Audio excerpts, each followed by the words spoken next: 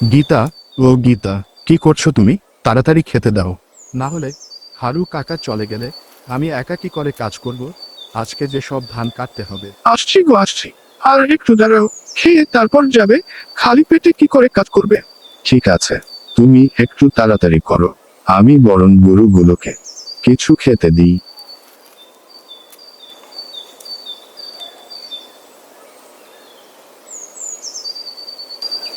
কই গো, খেয়ে নাও, রান্না হয়ে গেছে।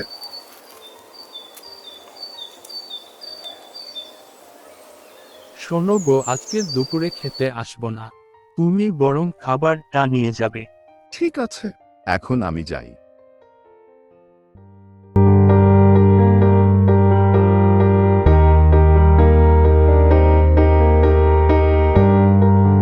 রবি, দেখ তোর সুদের টাকা কজন বাকি আছে এখনো দেবার, আর নামগুলো বল। বলছি মালিক। প্রশান্ত, বিপ্লব, রামু, রাকেশ, রবি। দাঁড়া দাঁড়া, কি বললি? রামু? রামুর পিছনে টাকা মনে হয় বাকি আছে না? হ্যাঁ বাকি আছে, বলেছে একসাথেই দিয়ে দেব। পিছনে যে টাকাটা পাবে সেটা বলেছে যে এই ধান কাটা চলছে, ধানটা উঠে যাক, তারপর সব টাকা দিয়ে দেব। ও কত টাকা নিয়েছে রে রামু? রামু নিয়েছে তো 10,000 টাকা নিয়েছে, আবার আগের বছর নিয়েছে। সুদের টাকা ঠিকঠাক দেই তো? মালিক এই মাসে 50 টাকা, আগের মাসে 70 টাকা, তারপরের মাসে 30 টাকা দিয়েছি মালিক। এত কম কেন? দাঁড়া, ধান চাষ করেছে তাই তো। দাঁড়া, ওর ধান চাষ করা দেখাচ্ছি, তারপর জানিস কি ও কবে ধান কাটবে। খবরটা জানাবি। হ্যাঁ মালিক, একদম জানাবো। কিছু খবর পেলে আপনাকে অবশ্যই আগে জানাবো। তারপর রামু, ভাইপো, ধান তো ভালোই হয়েছে।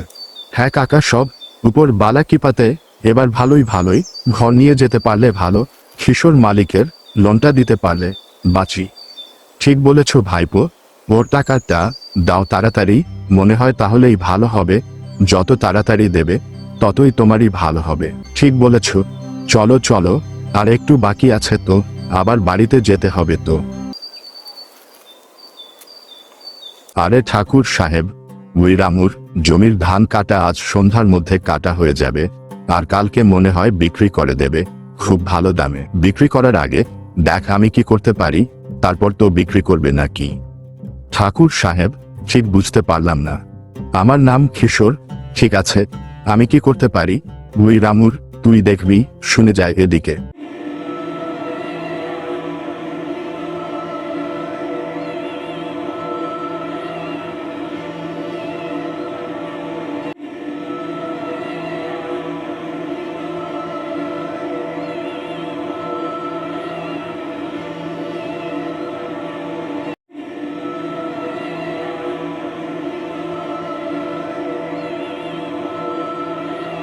তাড়াতাড়ি লেখো, আমি যেটা বলছি।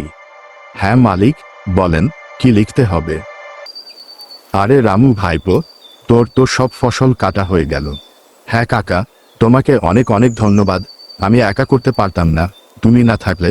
তোমাকে অনেক অনেক ধন্যবাদ কাকা। ভাইপো, ধন্যবাদের কি আছে? ভাইপো, তুই তো আমারও ফসলগুলো কেটে দিলি, আর আমিও তোর ধানগুলো কেটে দিলাম, আবার ধন্যবাদ? এটা তো আমার কর্তব্য ভাইপো। ঠিক আছে ভাইপো, আর ভাইপো ধান বস্তাগুলো নিয়ে যাবার ব্যবস্থা করো। হ্যাঁ চলো চলো, নিয়ে যাবার ব্যবস্থা হয়ে গেছে কাকা।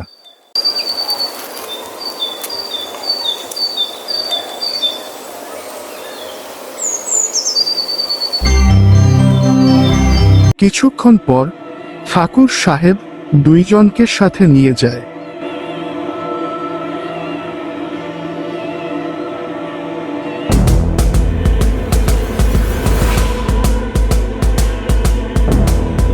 কিরে রামু, এত জলদি কোথায় যাইছু? আরে ঠাকুর, আপনি?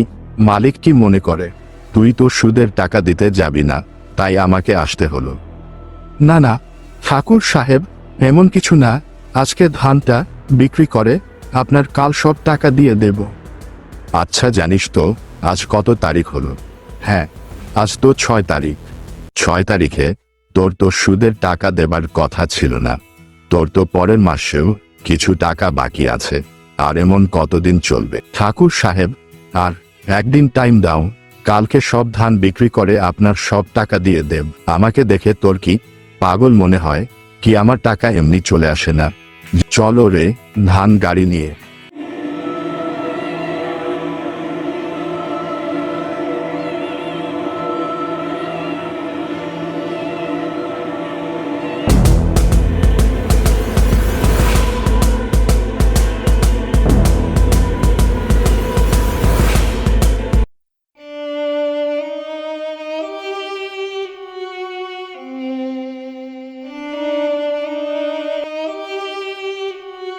কি হলো গো তোমার? আর এখন অব্দি ধান এলো না কেন? আর তোমার মুখটা এমন কেন আছে? ধান তো ঠাকুর সাহেব নিয়ে চলে গেল। সুদের টাকা কিছু বাকি আছে না, ওই জন্য। আর বলেছে সুদের টাকা না দিলে জমি ও দখল করে নেবে।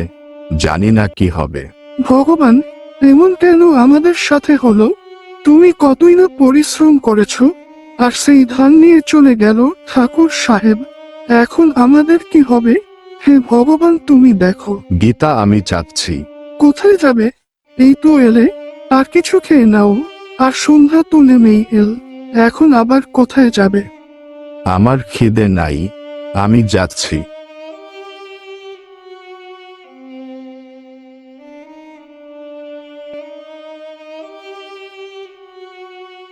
বিক্রম ভাই, আমার 10,000 টাকা দরকার ছিল, দাও না, না হলে ঠাকুর সাহেব বলেছে আমার জমি নিয়ে নেবে।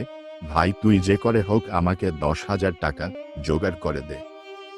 আরে ভাই, পয়সার কথা বলো না আমাকে। আমি তোমাকে কি করে দিব? আমার এরকম অবস্থা, আবার আমি কি করে তোমাকে 10,000 টাকা পয়সা আয়োজন করে দেব?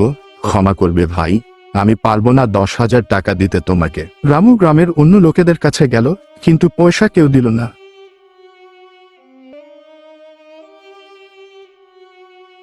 কাল অবধি কত খুশি ছিলাম, কিন্তু আজ কোথা থেকে কোথায় কি হয়ে গেল? হে ভগবান, আপনি কোথায়? আপনি কি দেখতে পারছো না? বাঁচাও, বাঁচাও আমাকে। আমি এখন কি করব ভগবান? হু হু হু হু। আজ আমি ঘর যাব না, এইখানেই থাকবো। হু হু হু। শীতের ঠান্ডা বাড়তেই যাচ্ছে, ঠান্ডায় কাটছে রামু। আমি ঘর যাব না যতক্ষণ না সমস্যা সমাধান পাচ্ছি না। কিছুক্ষণ পর রামু আগে কিছু দেখতে পাই। গামছাটা নিয়ে চলে গেল বাড়িতে রামু।